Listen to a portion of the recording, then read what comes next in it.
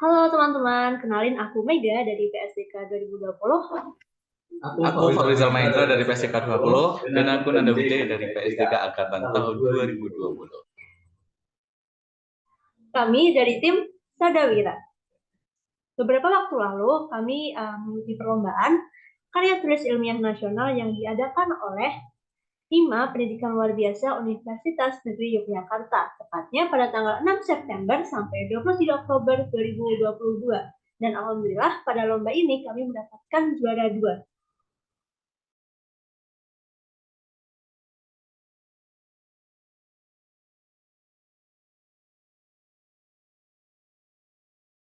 Nah, gimana sih cara ikut lombanya? Yang pertama tentu teman-teman jangan lupa ikutin akun IG. Kalau kami itu kan ada akun IG Science Hunter Indonesia itu di mana informasi tentang lomba, esai, LKTI ataupun lomba apapun itu ada di situ. Terus juga ada info lomba atau mungkin info lomba mahasiswa.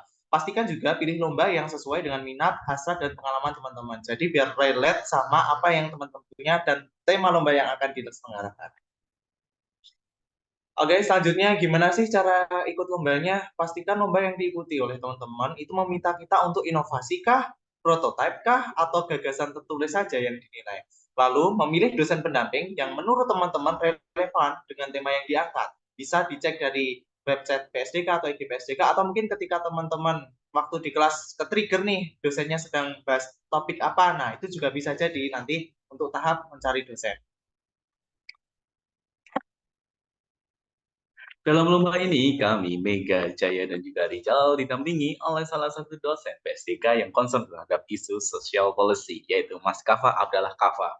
Dalam penelitian ini, kami mengangkat judul berupa pemberdayaan masyarakat difabel berbasis Asset Based Community Development atau ABCD dan kewirausahaan sosial melalui inovasi platform difabel berdaya di Yogyakarta.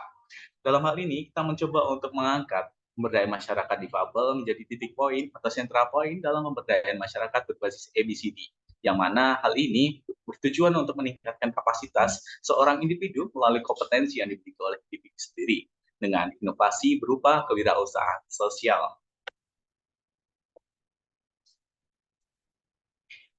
Informasi lomba ini kami dapatkan dari Instagram @season.plbuny dengan mekanisme pengumpulan abstrak, seleksi, pengumpulan full paper, pengumpulan finalis, serta presentasi final. Dalam hal ini, kita mencoba untuk melakukan pemetaan kompetensi, yang mana dalam hal ini kompetisi dianalisis melalui entah itu dalam bagian abstrak ataupun full paper dalam bentuk yang sekreatif mungkin, seinovatif mungkin, serta seunik mungkin, sehingga dapat meraih nilai lebih, baik itu dari panitia penyelenggara maupun dari dewan juri. Terus selanjutnya nih teman-teman, untuk lomba LKTI Session PLBUNY yang kita ikuti itu yang pertama ada tahap pengumpulan abstrak, di mana kita yang pertama tentu melakukan konsultasi dengan dosen pendamping. Nah, kenapa konsultasi? Ini yang pertama tentang untuk membedah panduan lomba. Lomba itu ngapain sih? Apakah prototipe, inovatif, atau gagasan tertulis? Terus yang kedua, diskusi kerangka penulisan. Tema apa yang akan kita karya dari tema itu tuh apa yang mau kita sodorkan, apa yang mau kita ungkap seperti itu. Lalu yang ketiga yaitu diskusi atau referensi literatur. Nah, ini berguna untuk mengecek apakah tema yang kita usung itu sudah ada yang diteliti. Maka dari situ di sini kita bisa menemukan apa itu yang namanya novelty. Terus yang kedua penulisan full paper, yaitu yang pertama menyusun timeline penulisan. Ini berguna untuk manajemen tim ketika kita untuk menulis penulisan dari paper tersebut. Lalu yang kedua mengumpulkan data. Nah, kami melakukan wawancara dengan Dinsos Naker Trans Kota Yogyakarta untuk mendapatkan data terkait dengan ketenagakerjaan, terutama pada difabel. Lalu yang ketiga yaitu studi literatur yang berguna untuk memperkaya ilmu, memperkaya informasi, serta yang tentu yang penting adalah mencari novelty daripada tema yang akan kita angkat. Dan yang terakhir yaitu penulisan sesuai dengan ketentuan lomba. Pastikan teman-teman kalau nulis itu sesuai dengan apa yang diminta dari si lomba. Misal lomba minta gagasan tertulis, maka tentu kalian harus menguapkan bahwa gagasan tertulis. Atau misal lomba meminta novelty dari inovasi, maka harus inovasi yang di. Oke, tahap selanjutnya yaitu presentasi final yang merupakan tahap akhir dari lomba ini. Nah, biasanya teman-teman di presentasi final ini panitia itu minta peserta untuk membuat PPT ataupun dokumen pendukung lainnya. Nah, untuk PPT ini dibuatlah semenarik mungkin, nggak usah panjang-panjang, bisa sekitar 10 sampai 15 slide aja yang isinya itu singkat, padat, jelas, dan yang terpenting bisa dipahami oleh kita sebagai presenter, juga dipahami oleh audiens. Kemudian yang kedua juga perhatikan alokasi waktu yang diberikan oleh panitia. Nah, biasanya untuk presentasi final ini panitia membagi waktu menjadi dua, yaitu presentasi dan juga sesi tanya jawab. Teman-teman harus perhatikan dengan dengan teliti terkait dengan alokasi waktu, karena biasanya nih untuk beberapa lomba tertentu case-nya itu apabila kita melebihi waktu presentasi itu akan menjadi poin minus atau pengurangan dalam nilai presentasi dari tim kita. Nah, untuk itu makanya sebelum presentasi nih, sebelum hari H, teman-teman dan tim teman-teman nih mengadakan latihan untuk melihat udah pas belum sih waktunya yang digunakan dalam presentasi. Kemudian untuk juga bisa sebagai cross check apabila di PPT ada yang kurang ataupun ada penulisan yang kurang tepat dan sebagainya. Dan yang terakhir itu yang menjadi penting juga, pembagian tugas dalam presentasi final. Bisa aja teman-teman dibagi ke dalam beberapa tugas seperti presenter, kemudian juru bicara, dan juga yang terakhir sebagai penanggap dari Dewan Juri.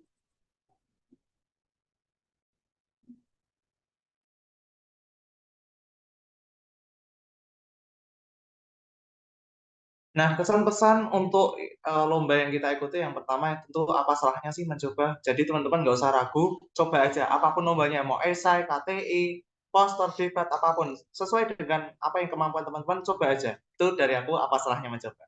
Selanjutnya.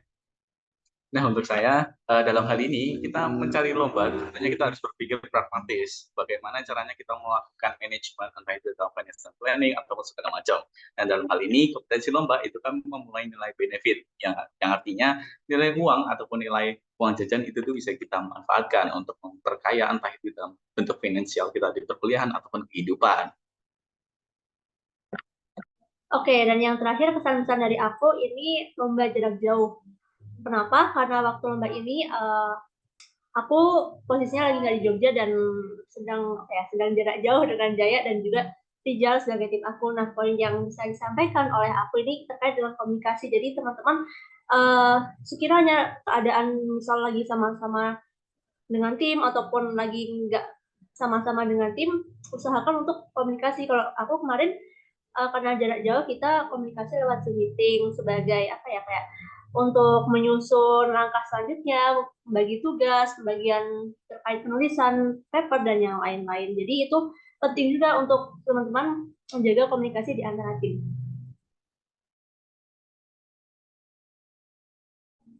Oke, mungkin sekian sharing dari aku, Rijal dan Jaya tentang lomba LKTI atau lomba karya tulis ilmiah. Semoga teman-teman bisa dapat manfaatnya, dan sekian dan sampai jumpa.